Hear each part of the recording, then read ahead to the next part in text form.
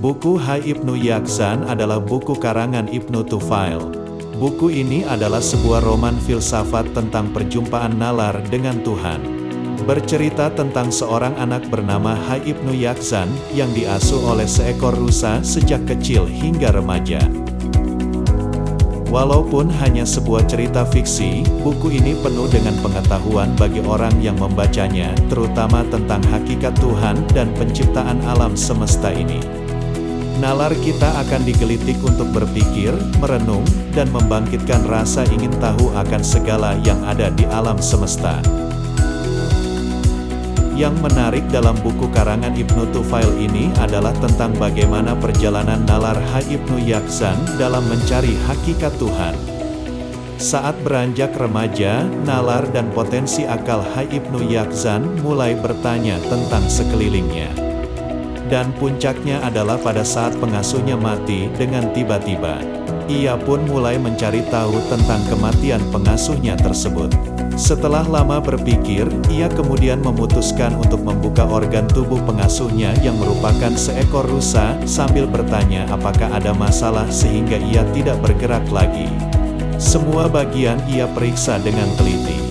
Dan setelah tidak menemukan kejanggalan pada organ tubuh pengasuhnya, akhirnya ia sampai pada kesimpulan bahwa adanya zat di luar kuasa makhluk yang memberikan kehidupan dan kematian, yaitu Tuhan Allah Subhanahu wa Ta'ala. Bagian kedua yang menarik dari buku roman ini adalah tentang penciptaan makhluk hidup yang ada di alam raya. Kehidupan makhluk hidup oleh Ibnu Tufail disebutkan dengan istilah at-tawallud azati, yaitu asal-muasal dari kehidupan digambarkan seperti makanan yang sudah mulai membusuk, dengan izin Allah muncul makhluk hidup yang bergerak.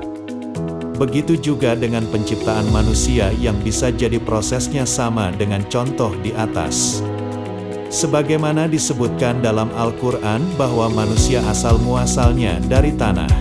Tanah yang merupakan benda mati itu berproses menjadi manusia, maka nalar kita bisa mengarah pada proses dari makanan yang busuk kemudian muncul makhluk hidup. Bukan seperti cerita Israiliyat yang tidak logis dengan menggambarkan tanah dibuat seperti patung kemudian Allah berfirman, kun fayakun, dan jadilah manusia. Begitu juga dengan penciptaan malaikat, jin, dan segala apa yang terdapat di alam semesta ini. Buku yang ditulis 9 abad yang lalu ini sangat menginspirasi untuk menumbuhkan daya nalar yang Allah telah berikan kepada setiap manusia.